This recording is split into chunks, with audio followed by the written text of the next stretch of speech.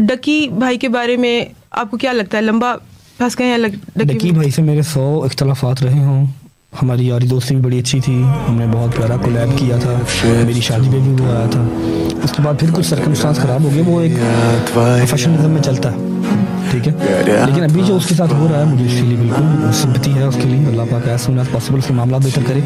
और इस बार में मैं कुछ भी नहीं कह सकता कि वो लंबा गया, ऑलरेडी लंबा ही हो गया, दूसरा महीना तो स्टार्ट हो गया उसको, ऑलरेडी लंबा है।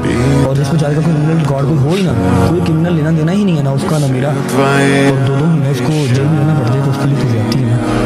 अगर मेरा ख्याल है कुछ ऐसा कोई बड़ा क्राइम है भी तब भी यार वो एक पाकिस्तान का टॉप यूट्यूबर है, इतनी आवाम उसको देखती है, इतना पुराना यूट्यूबर है।